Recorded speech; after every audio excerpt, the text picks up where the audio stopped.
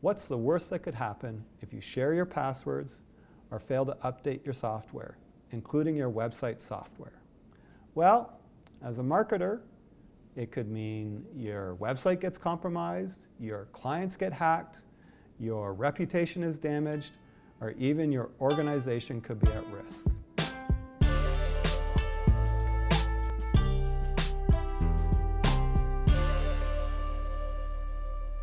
Welcome to the KZ Show, an exploration of all things digital. I'm Brent Kobayashi, your host. Joining me today is Andre Vittorio of Idealogical, and we'll be talking about cybersecurity for marketers. Thanks, Brent. Thanks for having me. You're very welcome. So, what are the most common cybersecurity mistakes people make?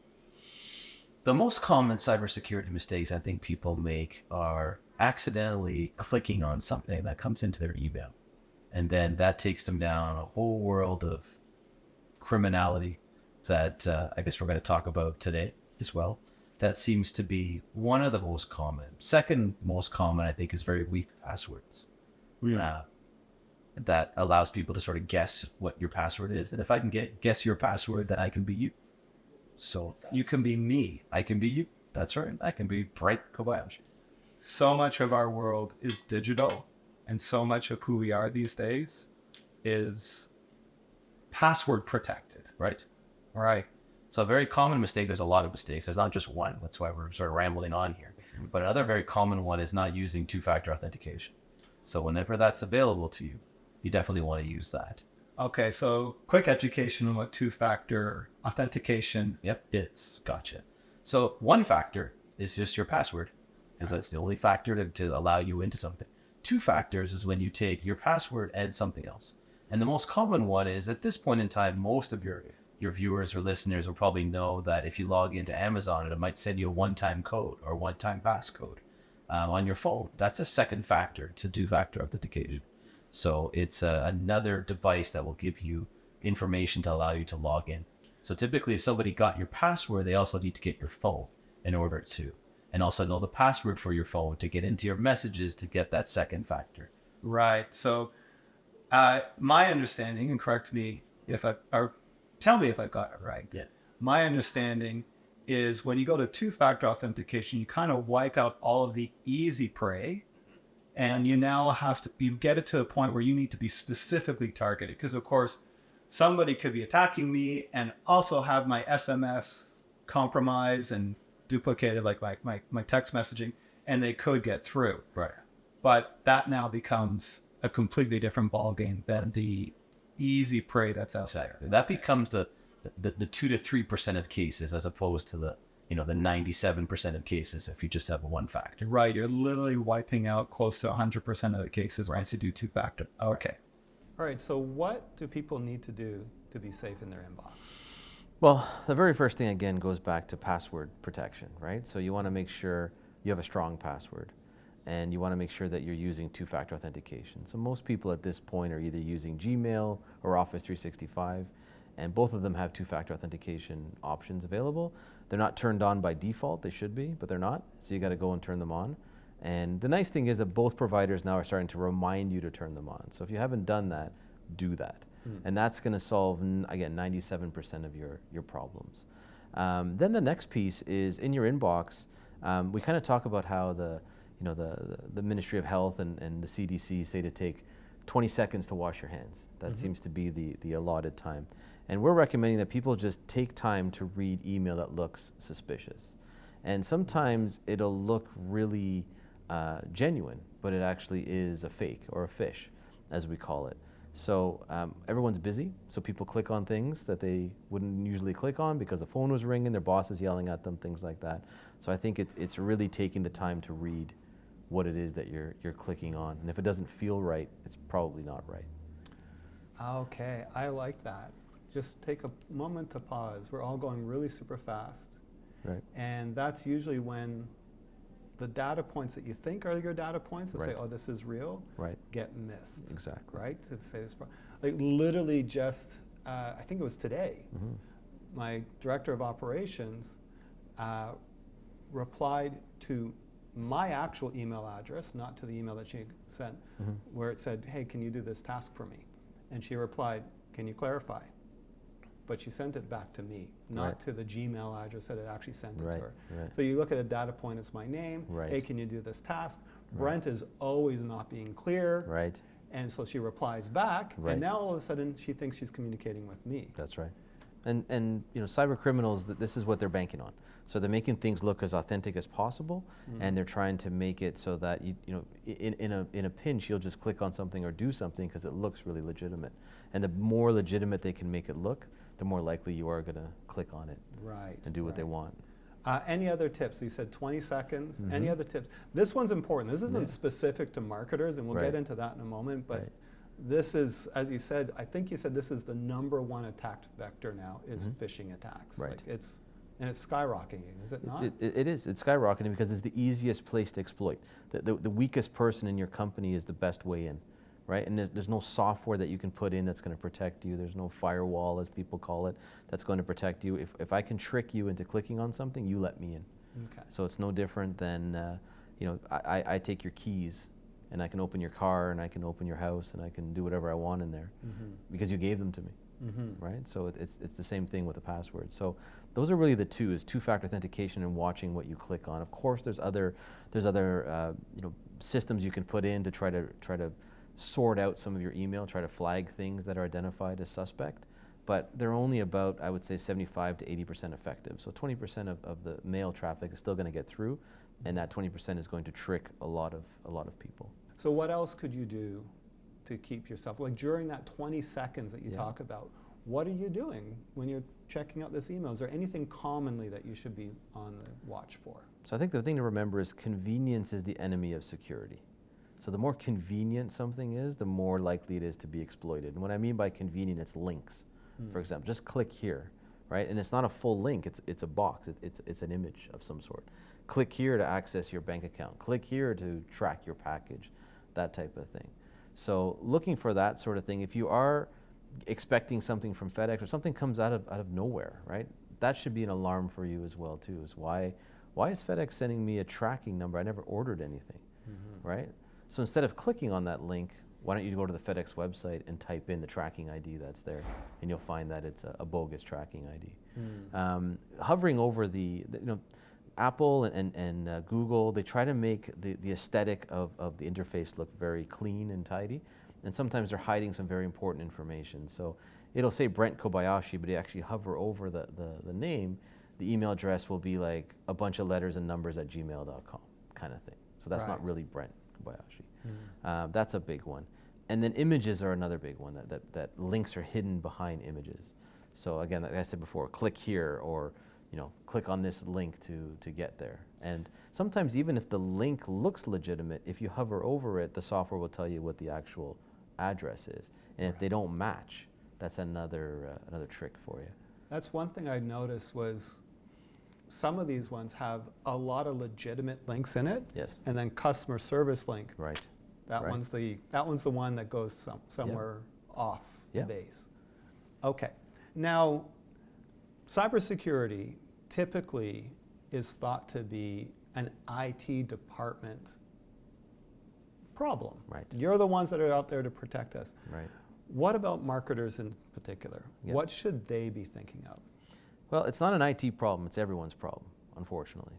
And I think from a marketer's perspective, you have some very attractive information that people want, because you have people's names, depending on what you're doing in your marketing, but you have people's names, addresses, phone numbers, birthday possibly, who knows, right? This personal identifiable information that's very valuable.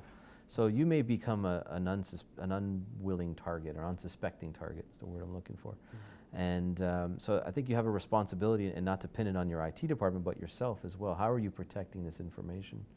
How are you protecting it? So if somebody gets into your system and takes all that, what's the ramification going to be of that? Does it affect your clients? Because is it your information that you're keeping on behalf of your clients as you're doing marketing for them? Is it a list that you're trying to clean up? There's a whole bunch of information there that you need to protect, and it's also your reputation too. So if you know your name is all over a breach, for example, or you start spamming a bunch of people, not too many people are going to trust you with marketing, I feel. Right, it's sort of the opposite. It's kind of like you're doing all this effort to market the company and Right. then and get awareness of the company, and Right. then the word on the street is this company is not safe, and you Right. just have this negative flow Right. against the organization and your objectives. Yeah. And depending on who you're marketing for, if there is a breach, you may have an obligation to report that to the government. So Yeah. that further sort of, it's embarrassing, obviously, and it's also very detrimental to the business. So all of a sudden, what you thought your marketing role was getting people to know you, Yeah. getting to people to like you, Trust you. and trust you, Yeah. is now become a defensive role of getting people to respect your reputation. Right. Gotcha. Right. So what about marketers in particular? So if you think about as a marketer or a marketing company, all the things that you touch and all the things that you have, assets, if you will, all over the internet. So it's not just a list. You may have landing pages. You may have third-party tools that you're using. You may have, obviously, websites. All of these things need to be locked down and checked on a regular basis, updated on a regular basis. One of the biggest ones is WordPress. So if you're not up to date on that all the time, that's an easy vector in to take control of a website or a landing page, that type of thing. And the data that you possess, right? These lists, like we talked about earlier, and making sure that's encrypted. So if it is taken, at least they can't do anything with it. So. Yeah, certainly a lot of websites, a lot of platforms you're using, you have contact forms, you've got email addresses, you've Right. got all sorts of things that people might be sharing. Right. And that data is usually stored in the website, Right. not just externally. So both the website as well as your local Right. IT system has the potentiality of being breached. Yeah. And then that's certainly something that we're very cognizant of, because that's where most of our action is. Yeah. So yeah. One of the biggest places is you may have all your internal assets locked down really well, but then you use a third-party tool. We won't name any. There's many of them out there, and you forget to turn on two-factor authentication for that tool. So even though you've protected your internal assets, the third-party tool gets compromised, and all the information that's in there, which could be a replica of what you have in your office, is now available and exploited on the internet. So going back to what you're saying about phishing, every little piece of data that a malicious actor can get that makes people believe that that's the person. Exactly. So just because you're like, it doesn't matter if they really get that information from my company, but now if it's my company that's emailing you Right. with information that, hey, you just submitted this form, You got it. and we're going to follow up with you on this. Exactly. You're like, yeah, I just submitted that form. Yep. But they don't realize Yep. it's not coming actually from your organization. Yeah. So, okay. Marketing companies are a treasure trove of all the assets and toolkits that are needed to trick other people, right? So if I can get the database of a company, just like you say, that's just recently filled out a bunch of forms, I have account numbers, let's just say, or I have interests even of some sort, and I can use those against you to try. Again, it's all about tricking you to click on something, right? So the more background info I can get on an individual to make it seem more legit, the email, the better it is. So viruses, spyware, Mhm. and phishing recently topped a US survey about the most prolific ways people are attacking companies or trying to infiltrate companies. Does that sound right? Yeah, the word virus and spyware are kind of older terms. It's all just sort of clumped into malware at this point, which encompasses all kinds of different ways. And these are just all methodologies to get into a system. Okay. So that phishing will always top the list because phishing is the easiest, it's cheap, and it's very easy to disseminate out, right? It basically costs nothing. And your return on investment is if you can get a 0.01% hit on 30 million emails, it's pretty good. Right. And I imagine with malware, Yeah. IT departments are getting better and better and better. They've got all sorts of things to try to prevent you from downloading, loading up, Yeah. installing software, all that type of thing. Yeah. So that's going to be maybe more of a vector for home computers, where the people might not be as diligent, they don't have an IT department, but phishing, Yeah. people have to communicate. That's right. That's right. And IT departments are very sophisticated now. AI has joined the battle, and so it's difficult to brute force your way in, so to speak. That's what all those other tools are starting to prevent. So, but the easiest way, and there's still no way to combat this, is to trick a human into letting them in. And there are some tools out there now that will stop a spread if a human lets something in, but it's not as widespread yet. It's just starting to come about now. So there's still the majority of companies that if again, I can trick somebody in the accounting department or in the non-marketing department to click on something, because marketers are smarter than that, then I can get into the system relatively easily. Okay. So that same study shared that 80% of people think cybersecurity is more important than 2 years ago. Does that sound right? Are the attacks on the rise? Absolutely makes sense, because the incidences are on the rise. It's growing exponentially. And people are starting to read about it more now. It's in the news. Before, you had to go digging into a trade journal to try to find information about an attack. Now when you log on and you get your daily news, even here in Toronto, you're going to hear a story about some type of cyber attack that's happened. And so people now they're more aware, and it's in the general media now, if you will. So people are starting to think more and more about it. Initially, people thought that they were too small, or they weren't really a target, or I'm Canadian. I've heard all kinds of stories about why they don't worry about cybersecurity. But now it's top of mind for most people. And the other driving force has been insurance. So a lot of companies are unable to get cybersecurity insurance unless they're up to speed with the latest requirements. Okay. And how has it changed in the past year? Just the past year? The incidences have tripled in the last year. Yeah, it's really on the rise, and there's a number of reasons for it. But yeah, it's crazy, to be honest. That's the only word I have for you. Okay. What questions should marketers ask themselves to audit their cybersecurity risks? So why don't we start with ownership first? Yeah, so you need to make sure that ownership is very important. And a lot of times the IT department will buy a domain, and somebody in the IT department actually owns that domain, even though they didn't want to, but they happen to be the administrator of the account that bought the domain from the registrar. So they're inadvertently the owner of the domain. And a lot of times we don't find this out until that person's long gone, and we have to make a change to the domain, and nobody can because that person had the keys. So step one is, who is the administrative contact and who is the technical contact for a domain. So administrative contact or the owner is very important, that owner is truly the owner.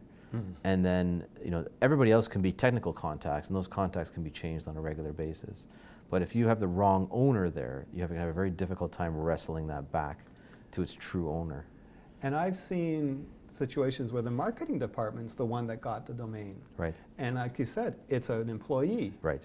It's a freelancer. Right. It's the past marketing agency that you were working with. Exactly. It's and it could be even an ex-owner of the company. And people can go for years without actually realizing that their number one thing is at risk. Yeah, absolutely. Right. It's very important. And I think another thing too is to try and, I know it's an additional cost, but it's an important piece to try to find similar domain names. So for example, Idealogical can easily be replaced with an L instead of an I. Right? So that's another way that people can be spoofed into thinking an email is coming from Idealogical by somebody else registers a domain that's, instead of Idealogical, it's L-deological. Does that make sense, right? Yes. So if you have similar type of ways of spelling a name, people can register those domains now and then try to send email as that domain, and it looks really legitimate. Okay. So that's another one that marketing companies in general should be thinking about is, you have your one domain, but you probably have 5 or 6 that are similar enough to spoof. You should be buying all of those so you can control them. Right. It's a nominal cost. I remember Microsoft being in the press because they're like, oh, that was an attack vector for people, was being able to just make it slightly different. And Microsoft with a 1. Right. Instead of an I. Right. Right? Right. You're in a rush, you won't pay attention to that. Okay. What else? What else do marketers specifically have to watch out for? Well, I think first and foremost, if any of your tools or any of your assets do not have two-factor authentication, that's the first step. I think if you don't remember anything else from this podcast, remember that if you don't see two-factor authentication on something, that's a hole into your system.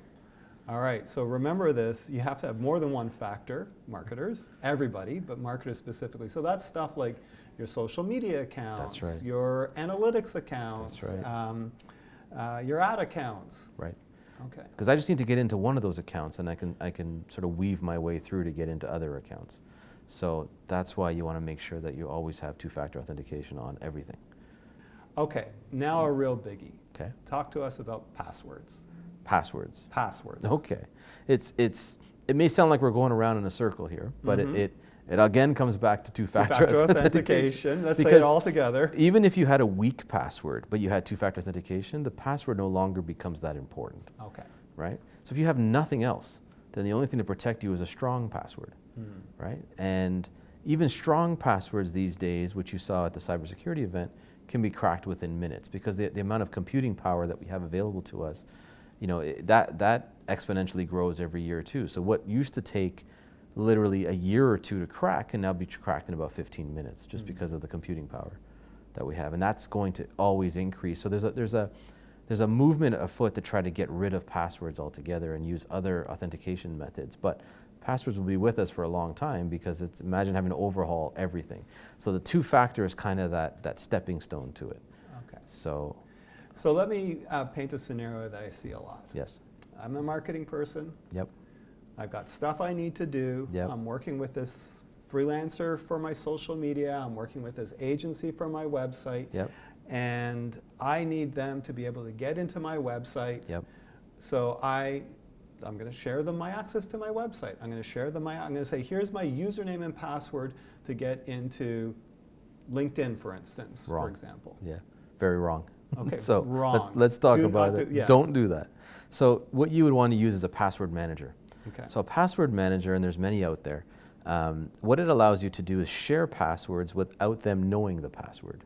So if you have the password manager installed, you load up all your usernames and your passwords, and some of these tools you want to be Brent. So the only way to get into it is to log in with your username and password. You don't want to give that out to anybody, really. You don't even want to give it to your mom. Like you want to make sure that it's yours, right? So use a password manager, and you would load in all your usernames and passwords, and then you'd be able to share those passwords within the password manager with another person, right? So both of you install the same password manager. And what happens is when they land on the LinkedIn site, for example, it will populate your username and it will put your password in, but they won't know what your password is. The password manager will broker all of that so that it just puts the password in and they can't reverse engineer it to try to get it and all that. So then you can feel safe knowing that you've shared your password, quote unquote, but they don't actually know what it is.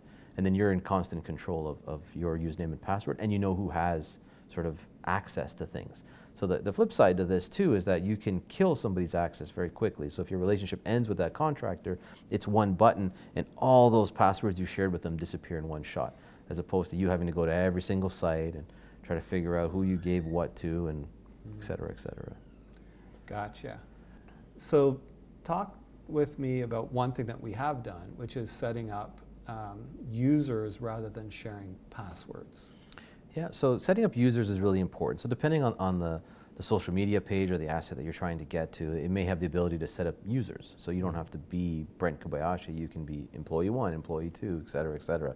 So that's always the preferred way of setting up these assets, is using users. And there's a couple of other additional tools that may bolster your security position. So one of them being a password manager, which we spoke about earlier. So you can still load those users into the password manager, and that way you can see basically who you've allowed access to what applications, and then you can know which passwords you've shared, things like that. So then you can kill the access to the password manager, and then people can't log in anymore because they need the password manager to pass the password to the application.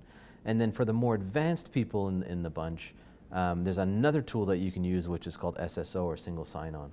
So single sign-on now allows, and you have to get your IT department involved in this, a little bit more involved, but most companies, most social media sites have the ability to integrate with this. And what it is you would have one username and one password, and then you would basically feed that out to all the applications that you're trying to track or trying to access.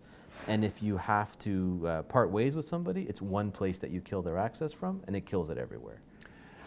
I'm so glad you're mentioning that, because one of the things that we see as marketers is we'll get a new account and we'll take a look and we'll say, hey, who's this random person that still has access to your social media, still has Right. access to your analytics, still has access to your website CMS, Yeah. still has access to like, oh yeah, that's, and it could be a few. We've Yeah. got 3 agencies past that Right. still have access to it. Right. And they might be trustworthy, Yeah. but now all of a sudden your security footprint or your security exposure is quite large because now you've got not just your own company that can Right. breach you, Right. you have 2 or 3 or 4 other companies or organizations or individuals Right. that unnecessarily are at risk, and you have no idea what That's their right. Security. That's right. And typically when there's an attack, a lot of times it actually comes from a third party. So it would come through another access that has been given to somebody, and it come through that as opposed to the individual themselves. So instead of Brent Kobayashi causing the problem, it was because Brent Kobayashi allowed Jim from agency XYZ to access this asset, and Jim at XYZ got breached and also got Brent Kobayashi's assets at the same time. Everything is linked together. That's the way to think about it, right? There's nothing on the web is in isolation. There's always some type of link. That's the power of Right. this web, and I That's guess right. we're seeing the challenge of it as Right. well. So there are a lot of management tools. The problem is that it never leaves the IT department in a lot of ways. There's more exciting things to read about than single sign-on or password managers and things like that. But there are tools there to try to reduce the surface area of an attack, if you think of it that way. So the bigger the surface area, the more you have to protect. So if we make a real easy analogy, the more windows and doors you have, the more windows and doors you have to clean and make sure they're not broken and make sure that they're operational. If you can reduce the number of windows and doors, less likely of people being able to open them or break them. So to that end, I would say every single marketer should go out there right now and check to see how many windows and doors, as in users who have access to That's their right. systems, That's right. are out there. That's right. You'd So- be shocked. Yeah, just take a look and see, right. Right. My Sprout social account has 3 people that have direct access to it, and it's got an API integration into my Twitter account. Right. And therefore it can send out whatever it wants and Yeah. pretend to be whatever it wants, which now looks legit. Yep. Which means if I say, hey, we're running a contest, and Yeah. it goes to the contest, and the contest asks for your date of birth, Yep. and it says you won, Yeah. and then. You got it. Exactly. Right? What I would recommend to people is you don't have to be a tech person to do this either. Is take a piece of paper and just map out how everything is connected. You mentioned APIs, right? Just so you have a map of your organization's connectivity. So you're right. Like API from Twitter is connected to this application, Sprout Social. That's then tethered into LinkedIn, and you want to map all that out to see where you are. And then when you log into each one of these, you'll like you say, you'll see people that have been parted ways maybe years ago that are still there. And chances are their password is still active, and maybe they forgot and everybody's fine. But what if they didn't forget, and what if they're in there watching, doing things, et cetera, et cetera? Well, that reminds me, and I'll make it a commitment right after the recording of this show to actually go through and check to see who I still have access to and remove my, like say on a LinkedIn page. I have past access to clients who, everybody moves on at some point. It either goes internal, the service is not needed anymore, whatever it is.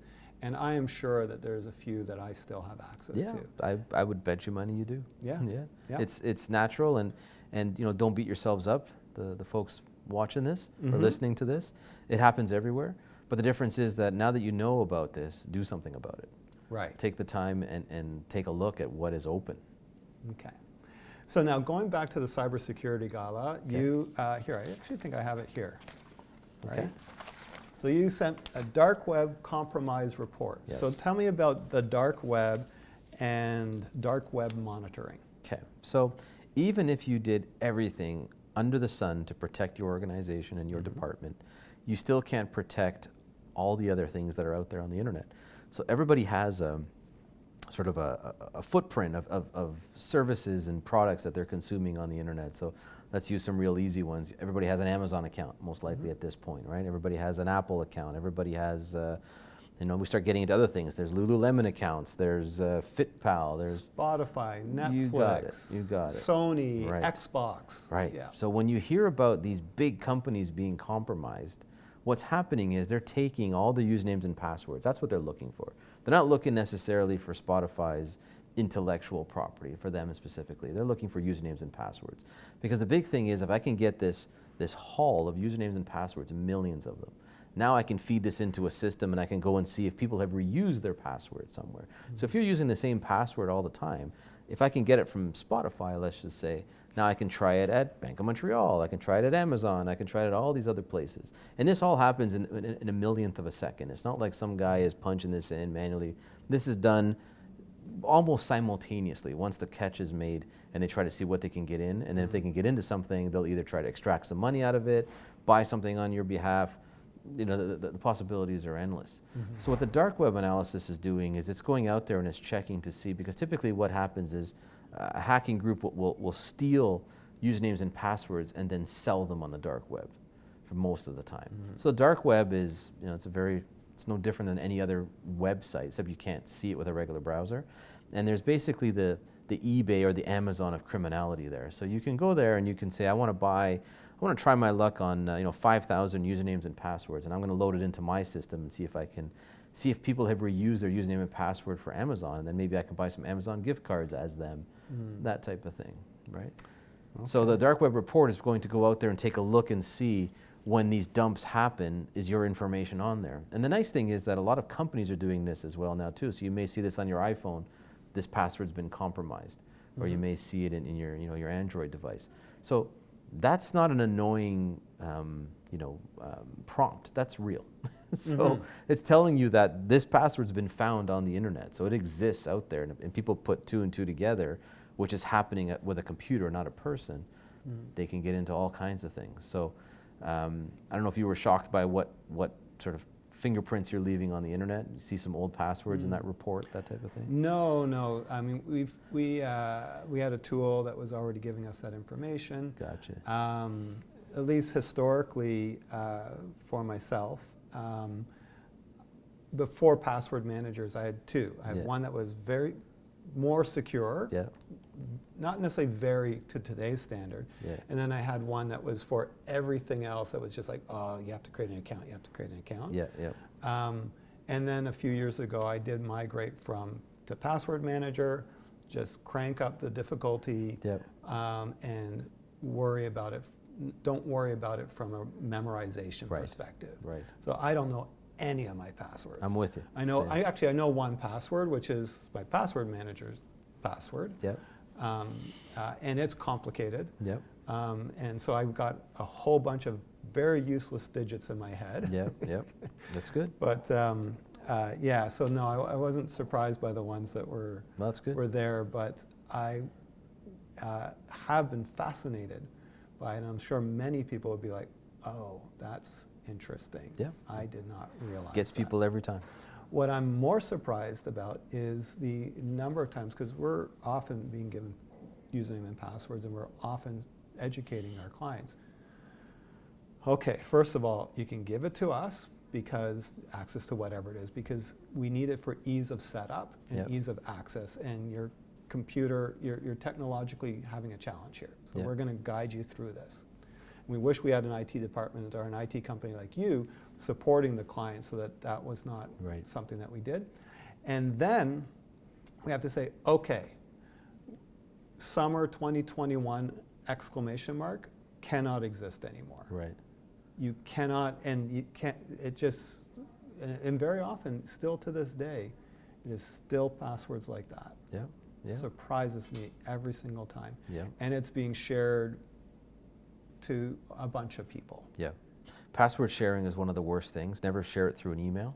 Yeah. So that's another common mistake that people make. So email is not secure. Yeah. So, your email will go through 7 to 8 different hands, if not more, before it goes from you to me. And at any point in time, that mail can be disseminated and the information taken out of there. So.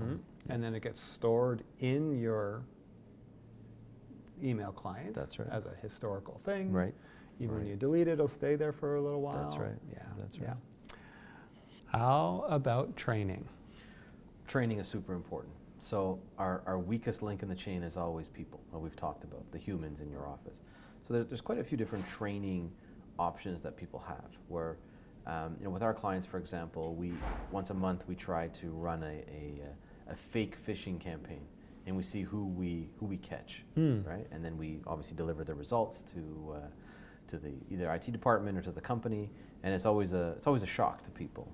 And basically, the explanation is, if this was real, these are how many people would have given up information, and this is all the entry points into the system. So it's really important that you're constantly training your staff on how to identify these phishing emails and other sort of cybersecurity holes that they can prevent. So absolutely, if you can, get your staff trained up on that. And training never ends, unfortunately. It's not you do the training once and that's it, because the threats are constantly changing. So you always have to be in front of it. That was one thing I noticed with our insurance policy. Is one of the things they said was, are you doing regular training? Right. And the answer has to be yes. Right. Yeah. Right. So to your point earlier, the insurance companies are starting to say, hey, That's right. we need you to do these certain things. Yep. So if insurance is interested in it, Yep. it's happening. And it's going to get worse. The cybersecurity application 2 years ago was 1 page, and now we're on almost 10 pages of requirements. Okay. So it's constantly, every year you're going to get more and more requirement to get the same insurance that you had. Okay.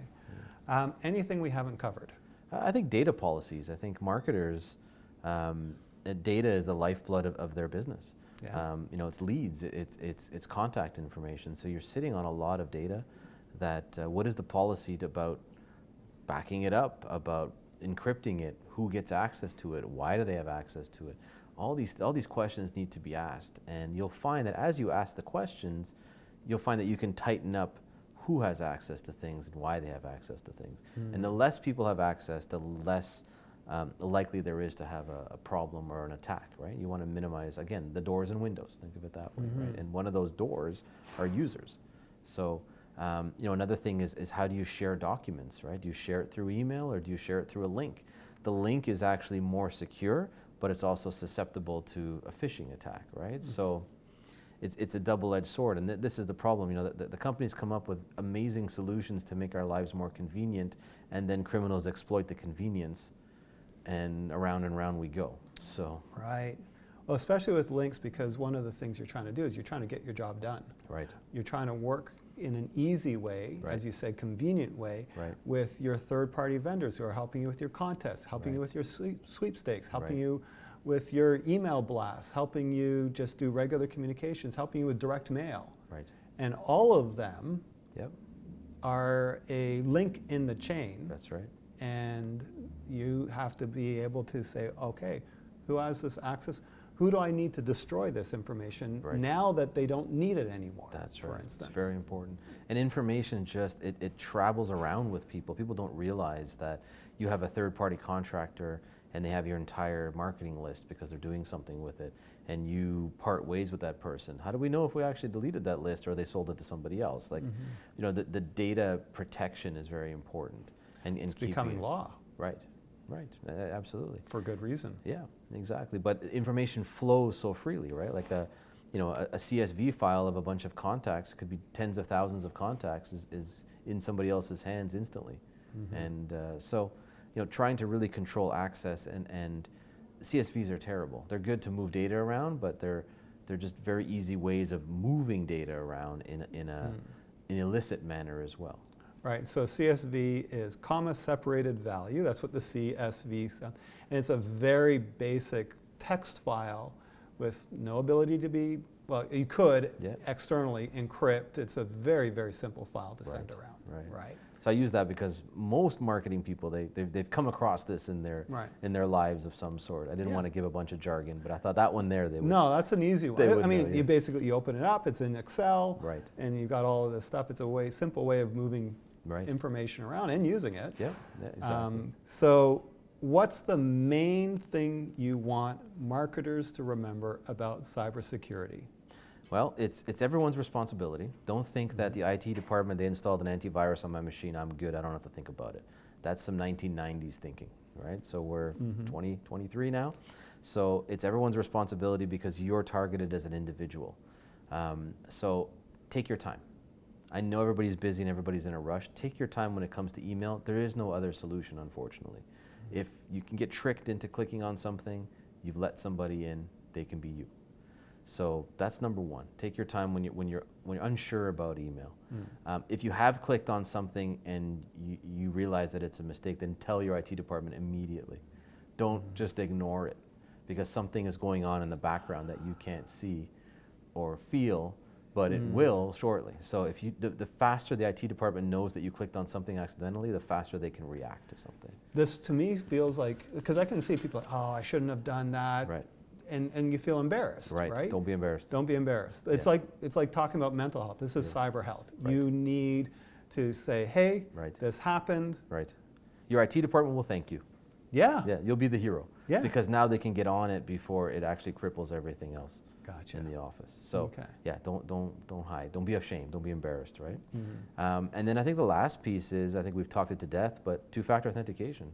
It that saves a lot of things. It saves a lot of heartbreak and financial loss, put it that way. Okay. Very simple thing like that. And there's always going to be the people in the crowds like, well, that can be defeated. I can do this. I can do that.